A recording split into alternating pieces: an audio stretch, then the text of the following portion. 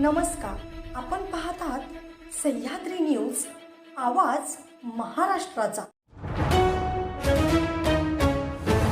पंढरपूर आषाढी वारी कवठे महांकाळ महामार्ग पोलिसांकडून वारकऱ्यांच्या वाहनांना रिफ्लेक्टर अपघात टाळण्यासाठी जनजागृती।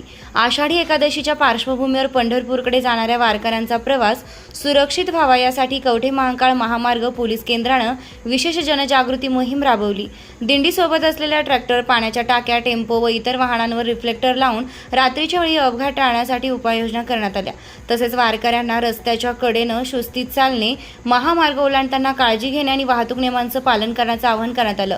सहाय्यक पोलीस निरीक्षक श्रीकृष्ण नवले, पोलीस उपनिरीक्षक युवराज पाटील, ग्रेड पोलीस उपनिरीक्षक सुनील शिरसाट, अरुण पाटील, पोलीस हवालदार विजय पाटील, सुहास पाटील, प्रदीप पाटील, संतोष घाडगे, पोलीस नाईक अमोल वाघमारे तसेच पोलीस कॉन्स्टेबल विक्रांत माने, किशोर मेथे आणि राहुल वरपे यांनी या मोहिमेत सहभाग घेतलाय।